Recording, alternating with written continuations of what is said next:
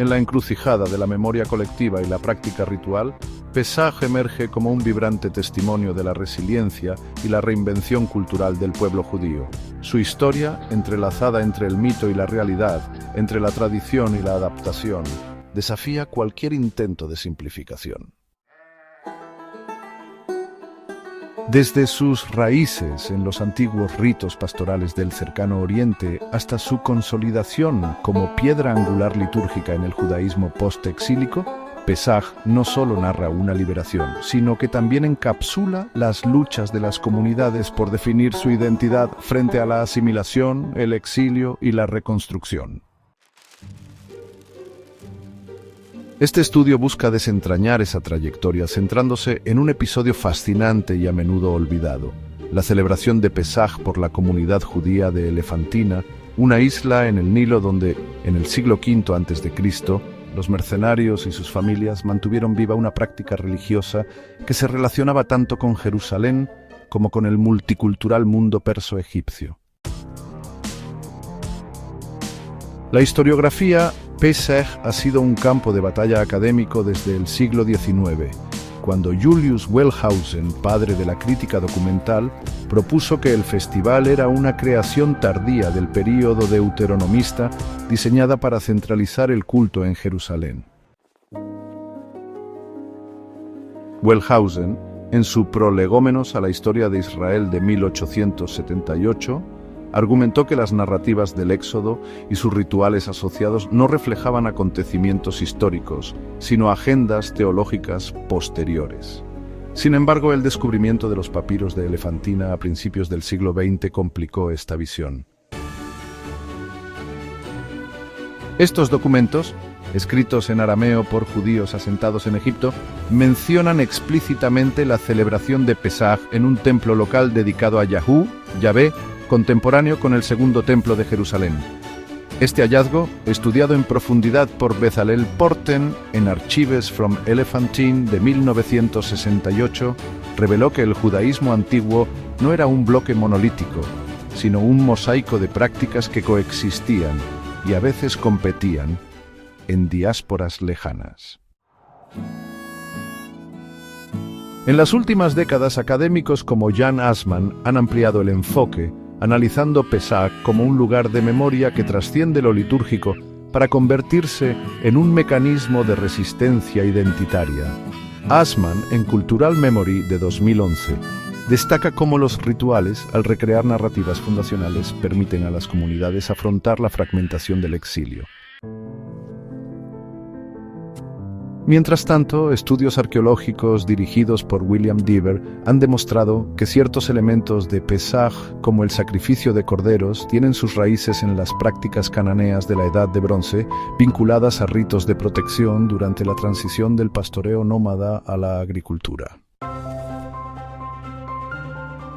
Estos enfoques interdisciplinarios, filológicos, históricos, antropológicos, han transformado nuestra comprensión de Pesaj ya no como un texto fijo, sino como un palimpsesto de significados acumulados. La tesis central de este estudio argumenta que la celebración de Pesaj en Elefantina no fue una anomalía herética, sino una expresión legítima de un judaísmo prerabínico, plural y permeable. Lejos de ser un mero reflejo de las tradiciones de Jerusalén, la comunidad de Elefantina negoció su identidad religiosa en un contexto multicultural, integrando elementos locales sin abandonar su conexión con la metrópolis judía. Este proceso, argumentamos, ejemplifica una tensión fundamental en la historia religiosa de Israel: la lucha entre la centralización impuesta por las élites sacerdotales y la vitalidad de las prácticas locales, que persistieron incluso bajo el dominio persa.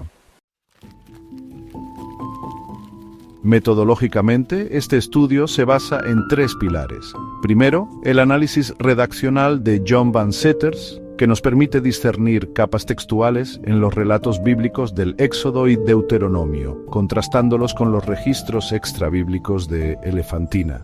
Segundo, la arqueología ritual propuesta por William Dever, que vincula artefactos materiales como los huesos de cordero encontrados en Elefantina con las prácticas descritas en los textos. Tercero, la antropología simbólica de Mary Douglas, cuyo trabajo sobre la pureza y el peligro ilumina las prohibiciones alimentarias de Pesach, no como meras normas, sino como sistemas de demarcación de la identidad. Este estudio está estructurado para guiar al lector desde el desierto de las etimologías hasta los templos ribereños del Nilo, explorando cómo una palabra, Pesaj, se convirtió en un símbolo de libertad y cómo un ritual de pastores nómadas sobrevivió en una guarnición militar rodeada de dioses egipcios y templos persas. Al hacerlo, no solo reconstruimos un capítulo olvidado de la historia judía, sino que también cuestionamos las narrativas hegemónicas que han definido durante siglos qué es y qué no es ortodoxia. En última instancia, este viaje a través de textos, artefactos y símbolos busca responder a una pregunta apremiante. ¿Cómo pudo una comunidad en los márgenes del Imperio Persa celebrar su liberación de Egipto mientras vivía, irónicamente, en suelo egipcio?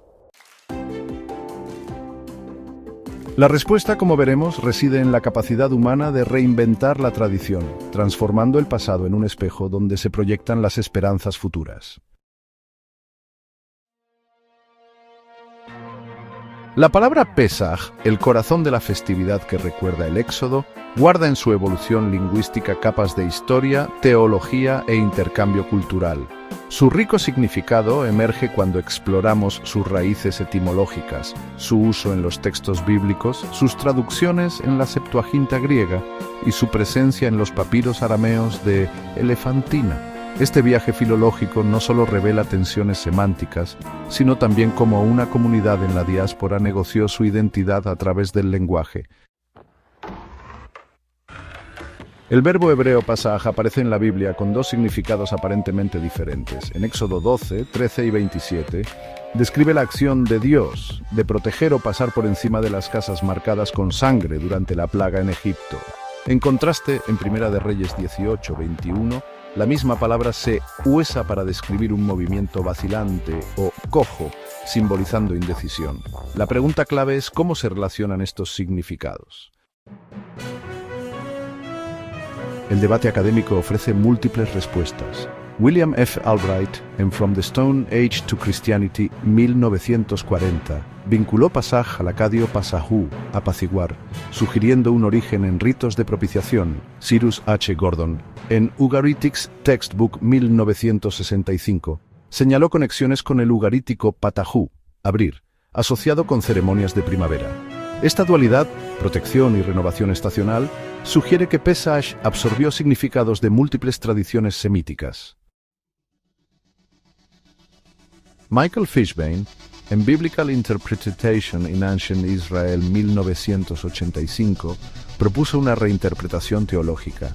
Los israelitas podrían haber reinterpretado un término prestado, posiblemente vinculado a los ritos cananeos de transición estacional, para alinearlo con su narrativa de liberación.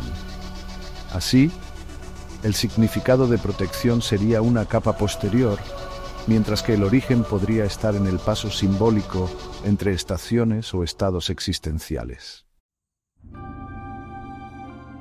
En el Pentateuco, Pesaj alterna entre ser un sustantivo, el cordero sacrificado, y un verbo, la acción divina, reflejando capas de redacción. El código eloísta, Éxodo 12, 21 al 27, presenta Pesaj como un ritual doméstico, transmitido oralmente, centrado en la sangre como signo de protección. La ausencia de detalles litúrgicos sugiere una tradición temprana, arraigada en la memoria familiar. En contraste, la fuente sacerdotal, Éxodo 12, 1 al 20, codifica el ritual con precisión técnica, fechas específicas, requisitos para el animal macho, sin defecto, y prohibiciones rituales. Esta evolución de la práctica familiar a la norma institucional refleja la centralización del culto en Jerusalén. Sin embargo, en Elefantina, como veremos, el término conservó matices más arcaicos, lejos del control del templo. La traducción griega de Pesach como Pascha en la Septuaginta, siglo III a.C., fue un acto de negociación lingüística. Los traductores evitaron términos como cisia, sacrificio, y optaron por una transliteración creando un neologismo que preservaba la singularidad del concepto. Este gesto, analizado por Natalio Fernández Marcos en The Septuagint in Context en el año 2000, subraya que Pesaj fusionó historia y ritual de una manera intraducible. Sin embargo, la elección resonó en el mundo helenístico. El término Pascha coincidió fonéticamente con Paschein, sufrir, una homofonía que autores cristianos como Melitón de Sardes en el siglo II explotaron para vincular Pesach con la pasión de Cristo. Aunque anacrónico para el período de Elefantina, este juego de palabras revela cómo los términos religiosos se convierten en campos de batalla de significado. Los papiros arameos de Elefantina, del siglo V a.C., ofrecen la primera evidencia extrabíblica de Pesaj. En la carta Tadae, a 4.1 de 419 a.C., la comunidad judía solicita instrucciones para celebrar la festividad, utilizando el término Pesaj junto con Seba, sacrificio. Este detalle es crucial.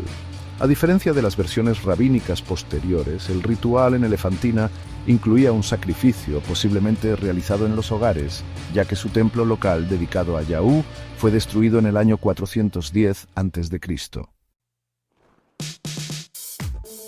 La ausencia de menciones a Pesaj en la solicitud para la reconstrucción del templo, Tade a 4.7, sugiere, según Bezalel Porten, The Elephantine Papyri in English, 1996, que el sacrificio de Pesaj era una práctica independiente, quizás doméstica. Además, términos como matzot, pan sin levadura, y hametz, levadura, revelan un léxico de identidad. La prohibición de la levadura podría haber sido un acto de demarcación contra los cultos egipcios circundantes, donde la cerveza fermentada era sagrada.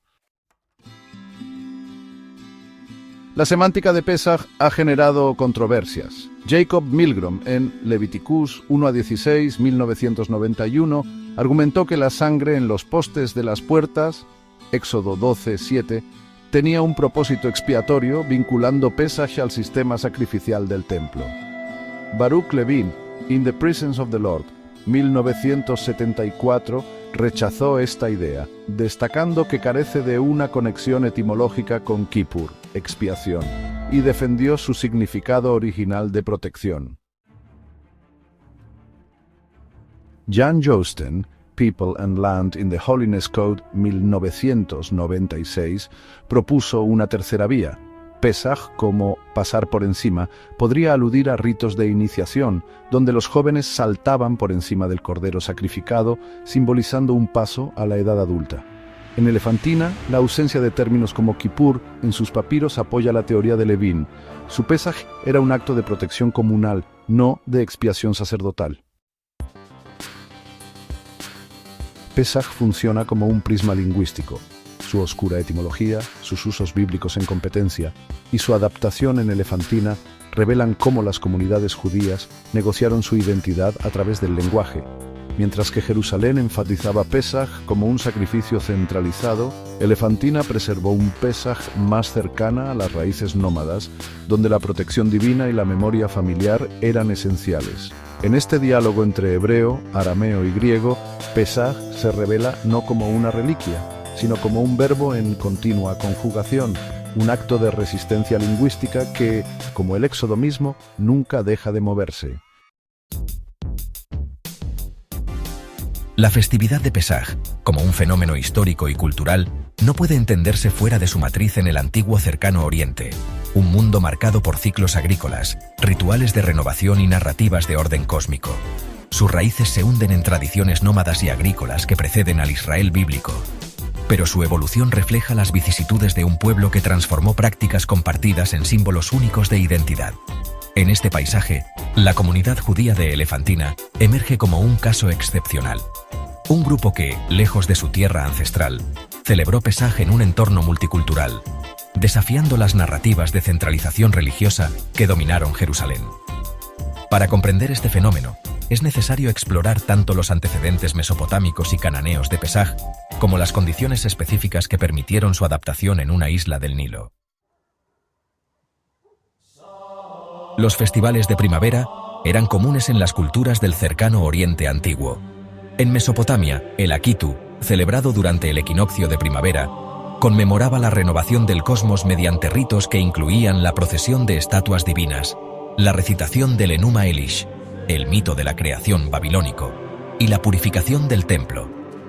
Este festival, que duraba 12 días, servía no solo para asegurar la fertilidad de la tierra, sino también para reafirmar el poder del rey como intermediario entre los dioses y los humanos.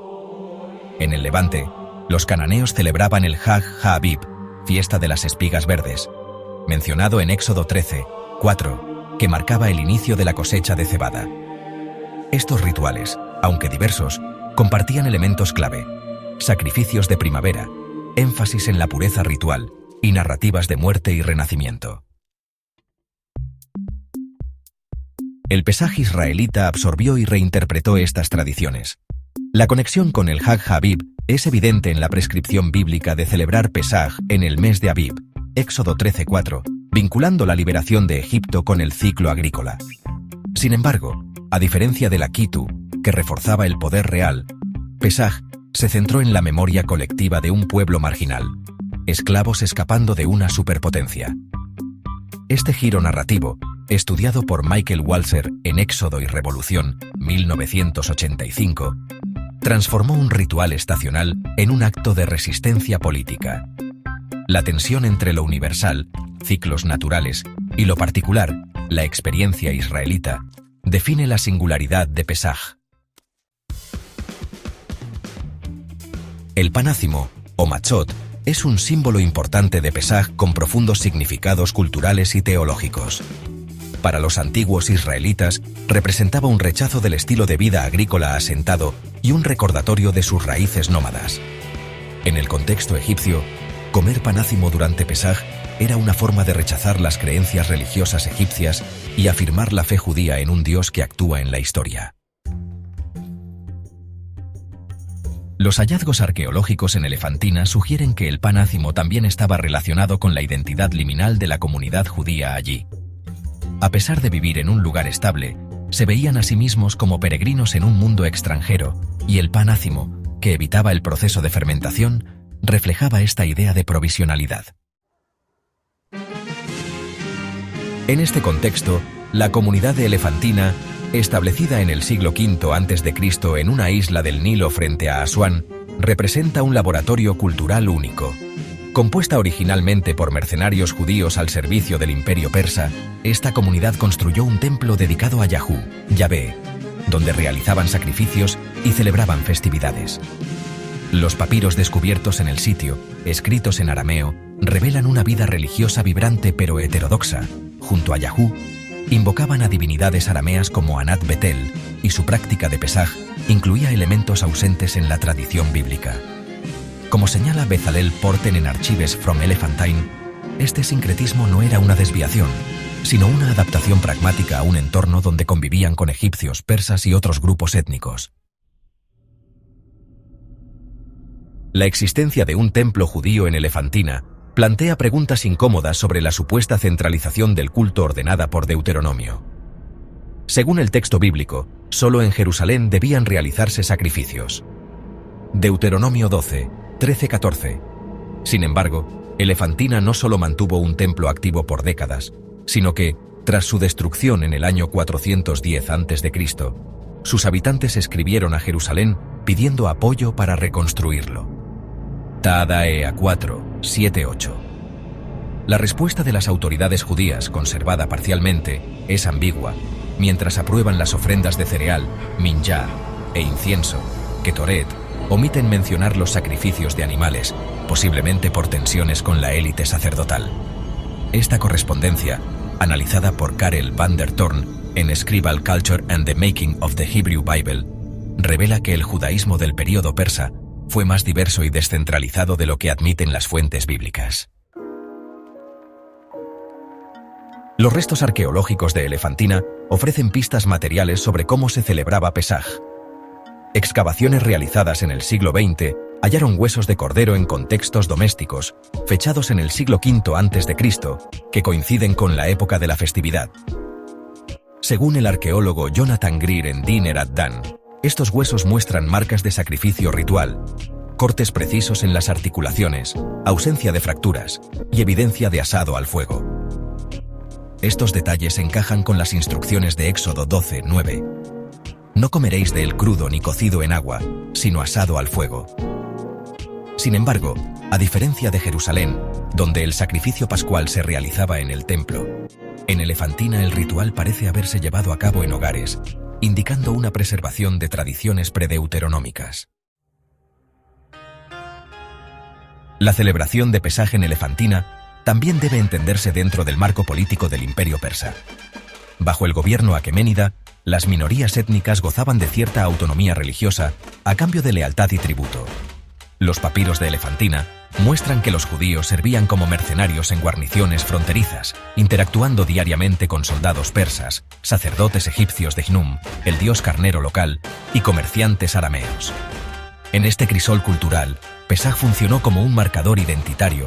Al sacrificar corderos en primavera, los judíos de Elefantina no solo recordaban el éxodo, sino que afirmaban su diferencia frente a los rituales egipcios de fertilidad, que incluían ofrendas a Hnum.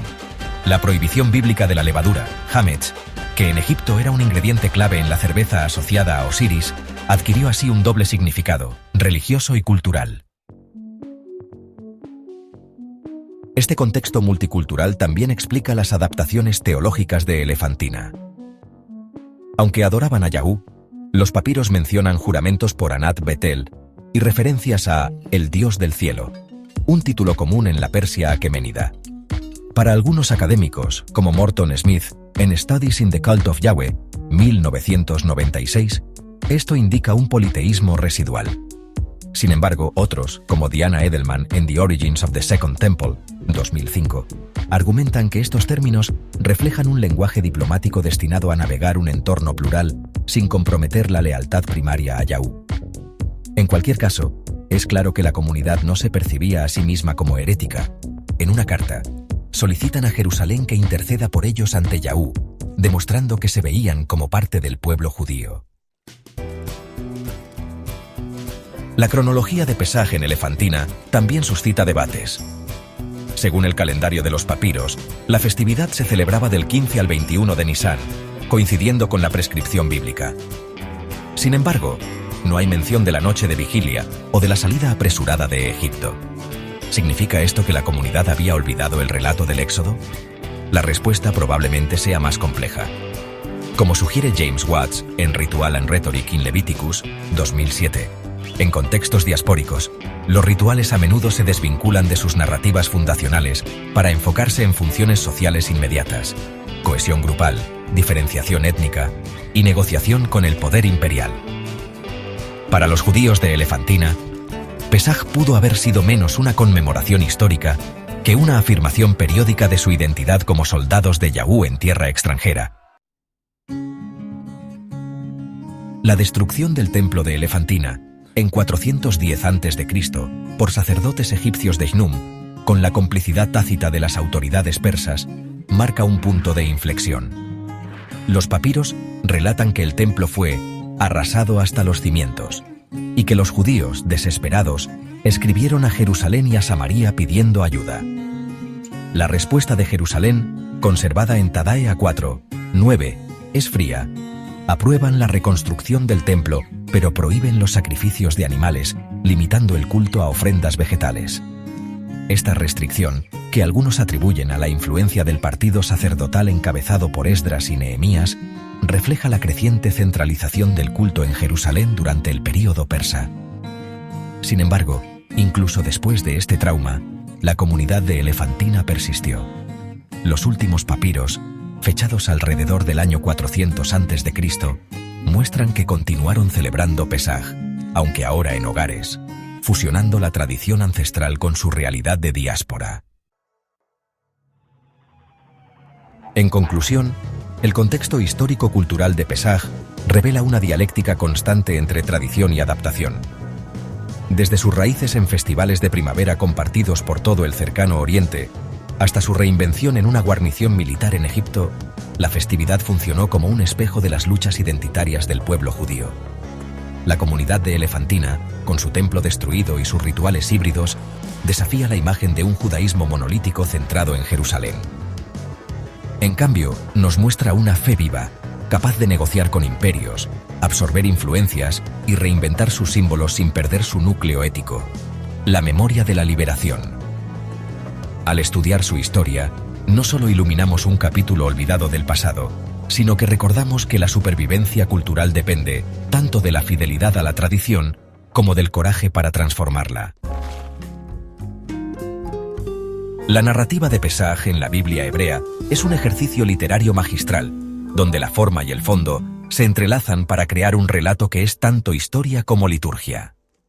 En Éxodo 12, el texto no solo describe un evento fundacional, sino que se construye a sí mismo como un manual ritual, una crónica histórica y un manifiesto teológico. Cada elemento, desde la selección del cordero hasta la prisa por comer pan sin levadura, está cargado de simbolismo, pero también de una tensión narrativa que refleja las preocupaciones de sus redactores. Al contrastar esta narrativa con los documentos de Elefantina, emergen diferencias reveladoras. Mientras la Biblia utiliza recursos estilísticos para enfatizar la unicidad del evento y su repetición ritual, los papiros arameos reducen el relato a instrucciones prácticas, priorizando la acción sobre la memoria. El capítulo 12 del Éxodo se estructura como un drama en 3 actos. En el primero, versículos 1 al 14, Dios instruye a Moisés y a Aarón sobre los preparativos, la elección de un cordero sin defecto, la aplicación de su sangre en los dinteles y la comida apresurada. El lenguaje aquí es imperativo y preciso, con repeticiones que imitan la urgencia del momento. Y lo comerás de esta manera, con vuestros lomos ceñidos, vuestras sandalias en los pies y vuestro bastón en la mano. 12. 11. Estas repeticiones no son redundancias, sino recursos mnemotécnicos diseñados para ser recitados en voz alta durante la celebración. El segundo acto, versículos 15 al 20, amplia las instrucciones, introduciendo la fiesta de los panes ácimos, Hag HaMatzot, como una extensión de 7 días. Aquí, el texto adopta un tono legalista, detallando prohibiciones y castigos, lo que sugiere una capa redaccional posterior, posiblemente sacerdotal. El tercer acto, versículos 21 al 28, vuelve a la escena inicial, pero ahora Moisés transmite las órdenes a los ancianos de Israel, insertando una explicación pedagógica. Y cuando vuestros hijos os pregunten, ¿qué significa este rito para vosotros?, responderás, es el sacrificio para Yahvé. Éxodo 12, 26-27. Este diálogo ficticio entre generaciones futuras convierte el relato en un mecanismo de transmisión identitaria, donde la literatura se vuelve vehículo de la memoria. Un recurso estilístico central en Éxodo 12 es el quiasmo, una estructura en espejo que enfatiza el mensaje teológico.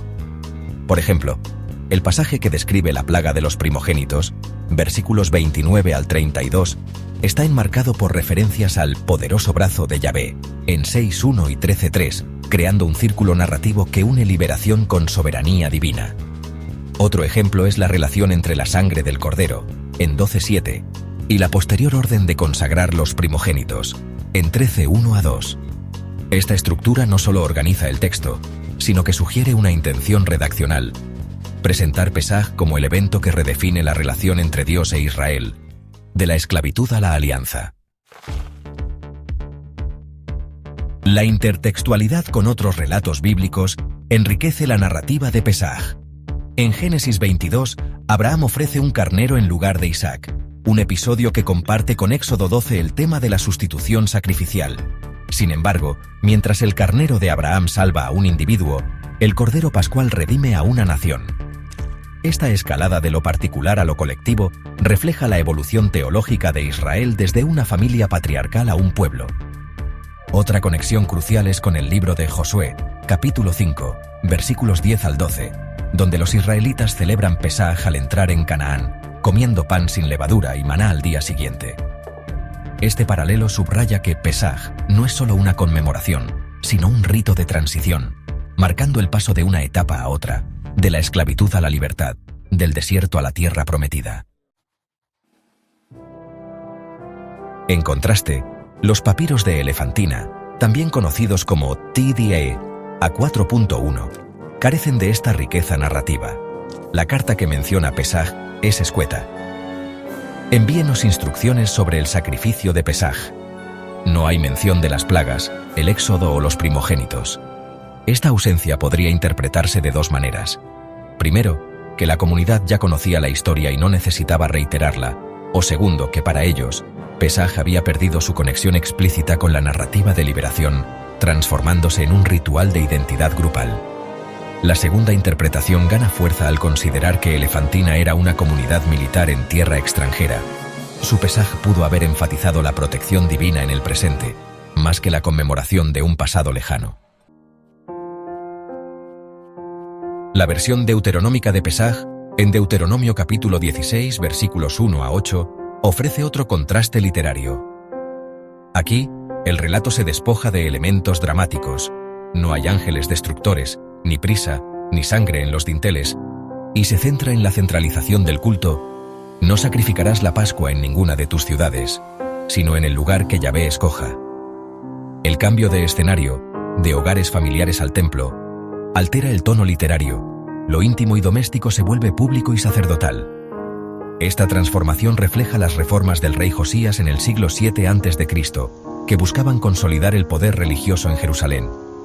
La omisión de la sangre en Deuteronomio es particularmente reveladora. Mientras Éxodo usa la sangre como símbolo de protección divina directa, Deuteronomio la reemplaza con la obediencia a las instituciones. Los documentos de Elefantina, sin embargo, resisten esta tendencia centralizadora. Aunque su templo fue destruido y las autoridades de Jerusalén les negaron el derecho a sacrificar animales, los papiros muestran que continuaron celebrando Pesaj en sus hogares, posiblemente manteniendo la tradición doméstica descrita en Éxodo 12.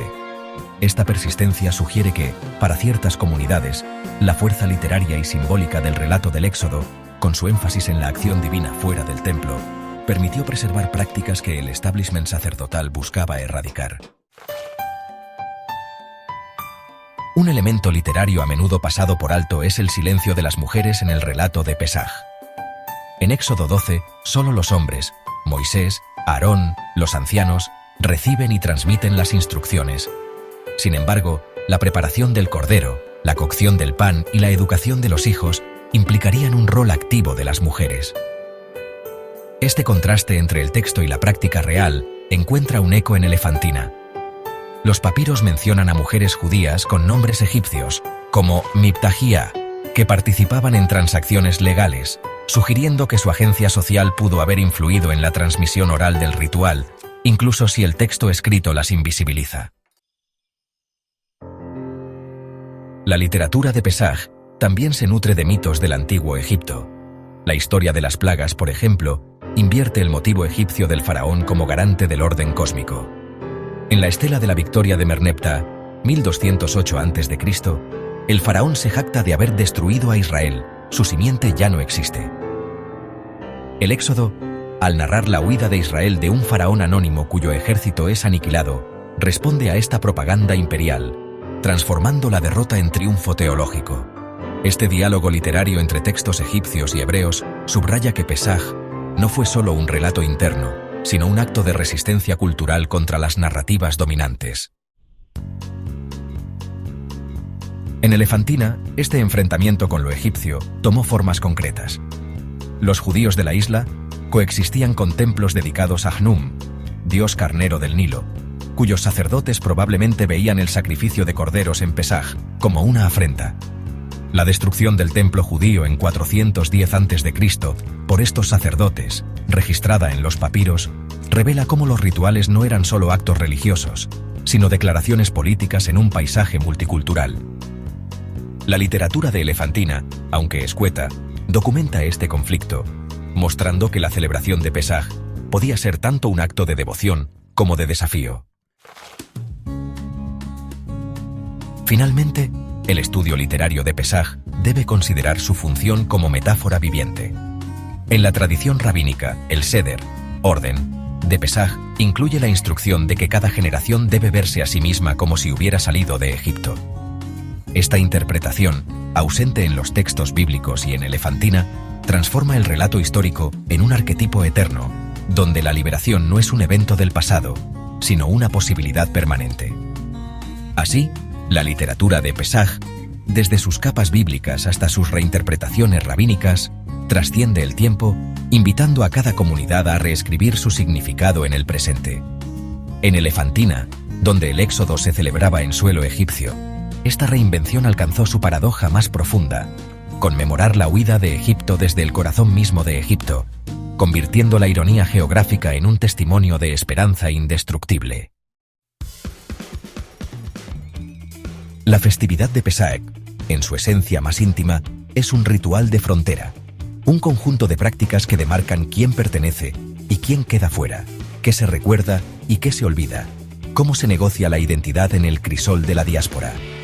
Desde el sacrificio del cordero hasta la eliminación de la levadura, cada acto está imbuido de un simbolismo que trasciende lo religioso para arraigarse en los mecanismos profundos de la cohesión social. Para la comunidad judía de Elefantina, establecida en un enclave militar junto al Nilo, estos símbolos no eran meras abstracciones, sino herramientas vitales para sostener su identidad en un mundo donde los dioses egipcios, los administradores persas y los mercaderes arameos competían por su lealtad. En el corazón de Pesaj yace el concepto de liminalidad, un término acuñado por el antropólogo Arnold van Gennep para describir ritos de transición donde los participantes se sitúan entre dos estados sociales. El relato del Éxodo narra un momento liminal por excelencia. Los israelitas, ni esclavos ni libres, atraviesan el Mar Rojo en una noche que no es día ni oscuridad. Esta experiencia colectiva de umbral se recrea en el ritual a través de elementos como el pan ácimo, matzot, que simboliza lo incompleto, lo no fermentado, lo que está en proceso. Mary Douglas, en Pureza y Peligro, 1966, argumenta que las prohibiciones dietéticas en culturas antiguas sirven para codificar sistemas de orden social. En Pesaj, la eliminación de hametz, levadura, no es solo una purificación física, sino una metáfora de la expulsión de lo corrupto o ajeno, un acto que refuerza los límites de la comunidad. Para los judíos de Elefantina, esta expulsión adquirió un matiz adicional. En Egipto, la cerveza de cebada fermentada era una ofrenda común a los dioses locales, como Osiris, asociado a la resurrección y la fertilidad. Al eliminar la levadura, los judíos no solo recordaban la prisa del Éxodo, sino que rechazaban simbólicamente un elemento central de la religiosidad egipcia. Este gesto, aparentemente pequeño, era una declaración de pertenencia. Mientras sus vecinos celebraban la renovación de la vida mediante la fermentación, ellos afirmaban que la verdadera renovación provenía de la obediencia a Yahú. El sacrificio del cordero es otro símbolo cargado de significado antropológico. En las sociedades pastorales, el ganado no solo es una fuente de alimento, sino un medio de intercambio social, un depósito de riqueza y un vínculo con lo divino. El sacrificio de un animal sin defecto, Éxodo 12:5, implica una pérdida calculada. Se entrega un recurso valioso para obtener protección o favor divino. Sin embargo, en Pesaj, este acto trasciende la transacción económica. El cordero, consumido en su totalidad por la familia o el grupo, se convierte en un símbolo de reciprocidad. Así como Yahú protegió a los primogénitos israelitas, la comunidad renueva su compromiso con él mediante el sacrificio. En Elefantina, este intercambio adquirió un carácter urgente. Los huesos de cordero encontrados en contextos domésticos muestran marcas de cortes rituales y evidencias de asado, coincidiendo con las prescripciones bíblicas. Pero a diferencia de Jerusalén, donde el templo centralizaba el sacrificio, en Elefantina, cada familia realizaba el ritual en su hogar. Esta práctica, estudiada por Jonathan Greer en Diner Adan de 1913, sugiere que el acto de comer juntos reforzaba los lazos de parentesco en una comunidad dispersa. El cordero no era solo un alimento sagrado, sino un recordatorio de que, incluso en tierra extranjera, las estructuras familiares seguían siendo el núcleo de la identidad judía. El parentesco, de hecho, es un eje central en la antropología de Pesaj. La orden de celebrar el ritual por familias, en Éxodo 12:3, establece que la transmisión de la memoria no depende de instituciones centrales, sino de unidades domésticas. En sociedades antiguas, donde la identidad se heredaba patrilinealmente, Este mandato aseguraba que cada generación internalizara la narrativa de liberación como parte de su legado biológico y cultural. En Elefantina, sin embargo, los papiros revelan una realidad más compleja: matrimonios mixtos con egipcios y arameos, hijos con nombres híbridos como Ananía, que combina hebreo y egipcio, y mujeres como Miptahía, que actuaban como cabezas de familia en transacciones legales. Para esta comunidad, el mandato de celebrar Pesaj por familias debió negociarse en un contexto donde los lazos de sangre se entremezclaban con alianzas interculturales. La antropóloga Carol Delaney, en Abraham on Trial de 1998, señala que los rituales de sacrificio en el mundo antiguo a menudo reflejan preocupaciones sobre la paternidad y la descendencia. En Pesaj, la protección de los primogénitos en Éxodo 12:12-13 subraya la importancia de la línea generacional. Los hijos varones, futuros herederos del pacto, son salvados por la sangre del cordero. Pero en Elefantina, donde las mujeres tenían un rol social destacado, como lo muestran los papiros donde figuran como testigos y propietarias, es plausible que la narrativa del primogénito haya sido reinterpretada para incluir dimensiones más amplias de continuidad familiar. Otro aspecto crucial es la comensalidad, el acto de comer juntos. En la mayoría de las culturas, las comidas compartidas son mecanismos para construir y reforzar relaciones sociales. En Pesaj, esta función se intensifica. La cena no es solo un acto nutricional, sino una performance de identidad. El pan ácimo, el cordero asado y las hierbas amargas crean un menú simbólico que distingue a los participantes de sus vecinos. En Elefantina, donde los judíos compartían espacios con egipcios que adoraban a Khnum, dios carnero, esta distinción era vital. Al consumir el cordero de Pesaj, no solo honraban a Yahú, sino que se negaban a participar en los banquetes rituales dedicados a deidades locales, marcando así una frontera étnico-religiosa. La antropología también ilumina el simbolismo del tiempo en Pesaj. La festividad ocurre en el equinoccio de primavera, un momento de renovación natural que muchas culturas asocian con ritos de fertilidad. Sin embargo, el relato bíblico desvincula este ciclo de la naturaleza para alinearlo con la historia humana. La liberación de Egipto. Este giro, analizado por Mircea Eliade en El mito del eterno retorno, 1954, transforma un tiempo cíclico, la primavera regresa cada año, en un tiempo lineal, un evento único que redefine la relación entre Dios y Israel. Para Elefantina, establecida en Egipto, esta reinterpretación tenía una ironía profunda: celebrar la salida de Egipto desde el corazón mismo de Egipto, usando el tiempo ritual para trascender su realidad geográfica. Finalmente, la destrucción del templo de Elefantina en el año 410 a.C. ofrece una ventana a la resiliencia antropológica de Pesaj. Tras perder su santuario, la comunidad no abandonó el ritual, sino que lo adaptó al ámbito doméstico. Este proceso refleja lo que el antropólogo Víctor Turner llama comunitas, la creación de solidaridad social en situaciones de crisis mediante prácticas compartidas. Al mantener Pesaj en sus hogares, los judíos de Elefantina afirmaron que la esencia del ritual no dependía de un edificio, sino de la memoria colectiva y la acción performativa. En última instancia, Pesaj revela que los rituales no son cárceles de tradición, sino mapas flexibles que las comunidades redibujan para navegar su presente. En Elefantina, donde el éxodo se conmemoraba en el mismo territorio del opresor bíblico, este mapa adquirió contornos de resistencia silenciosa. Un recordatorio de que, incluso en los márgenes de los imperios, la identidad puede florecer en torno a una cena compartida, un cordero sacrificado y un pan que nunca llegó a leudar. La historia de Pesaj es una sinfonía de capas textuales, reformas políticas y adaptaciones comunitarias que resuenan a través de los siglos. Desde sus orígenes en rituales nómadas hasta su codificación como pilar del judaísmo rabínico, la festividad ha sido un campo de batalla donde se han enfrentado visiones de centralización religiosa, identidad étnica y memoria colectiva.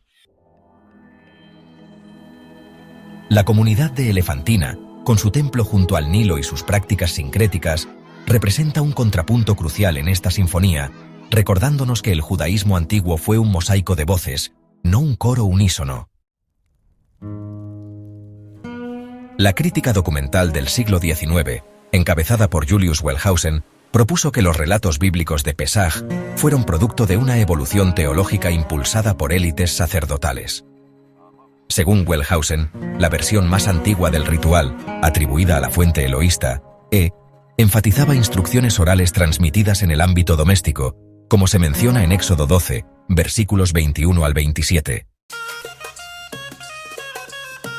En contraste, la fuente sacerdotal, conocida como P, redactada durante o después del exilio babilónico en el siglo VI a.C., habría añadido detalles litúrgicos como la selección del cordero el día 10, según Éxodo 12, versículo 3, y la prohibición de huesos quebrados, mencionada en Éxodo 12, versículo 46, transformando un rito familiar en un protocolo templario. Esta hipótesis, aunque cuestionada por hallazgos posteriores, sigue siendo un marco útil para entender las tensiones entre tradición e institución. Un hito clave en esta trayectoria es la reforma del rey Josías, que reinó entre 640 y 609 a.C. Narrada en el segundo libro de Reyes, capítulo 23, Josías centralizó el culto en Jerusalén y destruyó santuarios locales. Con esto, buscó consolidar su poder político mediante la unificación religiosa. El Deuteronomio que algunos vinculan a esta reforma redefine Pesaj como peregrinaje al templo, según el capítulo 16, versículos 2 al 7. Esta redefinición eliminó elementos domésticos, como la sangre en los dinteles. Sin embargo, los papiros de Elefantina, fechados 2 siglos después, revelan que comunidades fuera de Judea ignoraron este mandato. ¿Cómo explicar esta contradicción? La respuesta yace en la naturaleza gradual y fragmentaria de las reformas. Mientras Jerusalén promovía una ortodoxia emergente, enclaves como Elefantina preservaban tradiciones predeuteronómicas, posiblemente heredadas de mercenarios del Reino del Norte, Israel, antes de su caída en el año 722 a.C. El exilio babilónico, 586 a 538 a.C., marcó otro punto de inflexión. Privados del templo, los judíos en Babilonia reimaginarían Pesaj como un ritual doméstico, enfatizando la narrativa del Éxodo como esperanza de restauración. Este giro, según David Carr en The Formation of the Hebrew Bible, 2011, permitió que la festividad sobreviviera sin un centro geográfico. Pero Elefantina, establecida bajo el Imperio Persa, siglo V a.C., no seguía este modelo. Su templo local, dedicado a Yahú, permitía sacrificios pascuales, desafiando la narrativa de que el exilio había universalizado un Pesaj desvinculado del espacio sagrado. La hipótesis de la escuela sacerdotal postexílica, defendida por Jacob Milgrom, sostiene que los redactores de P no solo codificaron rituales, sino que los cargaron de un nuevo simbolismo expiatorio. En Levítico 17:11, por ejemplo, la sangre del sacrificio se asocia explícitamente con la expiación, un concepto que Milgrom ve ausente en tradiciones más antiguas. Para Elefantina, sin embargo, esta teología parece marginal. Sus papiros mencionan ofrendas de cereal e incienso, pero no aluden a expiación. Esto sugiere que, mientras Jerusalén desarrollaba una liturgia centrada en el pecado y el perdón, Elefantina mantenía un Pesaj más cercano a sus raíces protectoras y comunitarias. El período persa, entre 538 y 332 a.C., con su política de autonomía relativa para grupos étnicos, fue crucial para esta diversidad. Como muestra Pierre Brillant, en From Cyrus to Alexander del año 2002, los aqueménidas permitían a las minorías practicar sus cultos si pagaban tributo y mantenían el orden. Los judíos de Elefantina, como mercenarios al servicio de Persia, gozaban de este estatus. Sin embargo, su destrucción del templo en 410 a.C. por sacerdotes egipcios de Hinnom, con la aquiescencia persa, revela los límites de esta tolerancia. La carta Tadae A4, 7-8, donde Elefantina pide ayuda a Jerusalén, muestra una comunidad desesperada por preservar su identidad en un mundo donde las alianzas políticas podían volverse en su contra. La respuesta de Jerusalén a Elefantina es reveladora. Aunque el sumo sacerdote autorizó la reconstrucción del templo, prohibió los sacrificios de animales, limitando el culto a ofrendas vegetales. Esta restricción, analizada por Joseph Blenkinsop en Judaism, The First Phase, refleja la creciente influencia de la élite sacerdotal retornada de Babilonia, liderada por Esdras y Nehemías, que veían en los templos rivales una amenaza a su autoridad. Para Elefantina, esto significó una doble marginalización, perseguidos por sus vecinos egipcios y abandonados por sus correligionarios judíos. La diáspora helenística, entre los siglos IV y I a.C., añadió nuevas capas a esta trayectoria. La Septuaginta, al traducir Pesaj como Pasja, helenizó el término sin despojarlo de su especificidad judía. Filón de Alejandría, en De Specialibus Legibus, interpretó Pesaj como símbolo del paso del alma hacia la virtud, integrando filosofía griega y exégesis bíblica.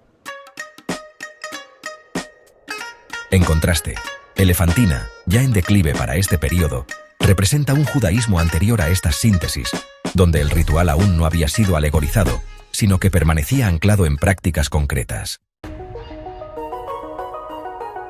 La destrucción del segundo templo en el año 70 después de Cristo por los romanos podría parecer el epílogo de esta historia, pero es aquí donde Elefantina adquiere nueva relevancia. Al igual que los rabinos de Yavne reimaginaron Pesaj como un seder doméstico tras perder el templo, los judíos de Elefantina habían demostrado siglos antes que el ritual podía sobrevivir a la pérdida del espacio sagrado. Esta resiliencia, según Seth Schwartz en Imperialism and Jewish Society, 2001, no fue una innovación rabínica, sino la culminación de una larga tradición de adaptación local. En conclusión, la trayectoria diacrónica de Pesaj es un testimonio de la tensión entre unidad y diversidad que ha definido al judaísmo. Desde las reformas de Josías hasta la diáspora helenística, cada comunidad negoció su relación con la tradición, ya fuera en Jerusalén, Babilonia o Elefantina. La persistencia de esta última, celebrando Pesaj en el corazón de Egipto, nos recuerda que la historia religiosa no es lineal ni unidireccional, sino un río con múltiples afluentes, donde incluso los márgenes pueden dejar huellas profundas en el cauce principal. La festividad de Pesaj, en su viaje milenario desde los pastores nómadas del desierto hasta las mesas familiares del judaísmo rabínico, encarna una paradoja fundamental. Es a la vez memoria estática de un éxodo y organismo vivo que se adapta, muta y resiste. Este estudio ha explorado esa paradoja a través del prisma de la comunidad judía de Elefantina, un grupo que celebró Pesaj en el corazón de Egipto. Ironía geográfica que desafía las narrativas simplistas de centralización religiosa. Al entrelazar filología, historia y antropología, emerge una conclusión clara. Pesaj no fue nunca un ritual monolítico, sino un diálogo constante entre tradición y contexto, entre el mandato divino y la inventiva humana. La evidencia de Elefantina, con su templo destruido y sus papiros arameos, desmonta el mito de un judaísmo antiguo homogéneo. Mientras Jerusalén, bajo Josías y luego bajo los persas, impulsaba una visión centralizada del culto, Elefantina preservó prácticas que la crítica documental atribuiría a fuentes predeuteronómicas: sacrificios domésticos, ausencia de mención explícita al éxodo y coexistencia con divinidades locales. Esto no era herejía, sino la expresión de un judaísmo alternativo, uno que priorizaba la cohesión comunitaria sobre la ortodoxia sacerdotal. Como argumentó Bezalel Porten, los judíos de Elefantina no se veían a sí mismos como marginales, sino como parte legítima del pueblo de Israel, incluso cuando su práctica desafiaba los cánones de Jerusalén. La resiliencia de Pesaj, sin embargo, trasciende a Elefantina. Desde sus raíces en ritos cananeos de primavera hasta su reinterpretación como narrativa de liberación, la festividad demostró una capacidad única para absorber influencias externas sin perder su núcleo ético. En el relato del Éxodo, plagas que evocaban mitos egipcios se transformaron en armas de un Dios único. En la diáspora helenística, la Pasja griega se cargó de filosofía sin vaciarse de historia. Y en la crisis rabínica postdestrucción del templo, el Seder devino un acto de resistencia doméstica. Cada capa de reinterpretación, lejos de diluir el ritual, lo enriqueció, demostrando que la tradición no se preserva mediante la inmutabilidad, sino mediante la reinvención. Este proceso no estuvo exento de tensiones. La correspondencia entre Elefantina y Jerusalén, donde las autoridades sacerdotales negaron el derecho a sacrificar animales, expone el conflicto entre centros y periferias, entre el poder institucional y las prácticas locales. Sin embargo, incluso en esta tensión, Pesaj reveló su fortaleza. La comunidad de Elefantina, privada de su templo, no abandonó el ritual, sino que lo trasladó a los hogares, anticipando en siglos la innovación rabínica. Aquí yace una lección profunda. La identidad religiosa no depende de piedras sagradas, sino de actos compartidos, de símbolos que trascienden el espacio y se arraigan en el tiempo. En última instancia, Pesaj es más que una festividad, es un espejo de la condición humana. En su mandato de contar la historia como si uno mismo hubiera salido de Egipto, encapsula la paradoja de toda memoria colectiva. El pasado solo sobrevive si se lo revive en el presente.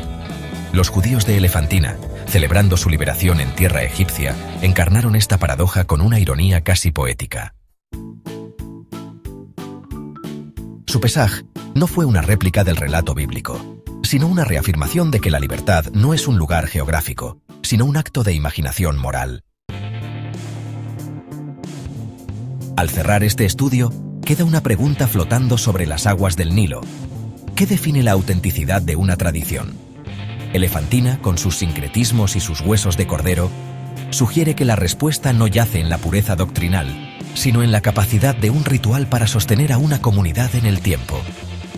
Desde las hogueras nómadas del desierto hasta las cenas en una isla olvidada de Egipto, Pesaj ha sido ese sostén, un relato que se reinventa, un cordero que se sacrifica una y otra vez, un pan que nunca fermenta pero siempre alimenta.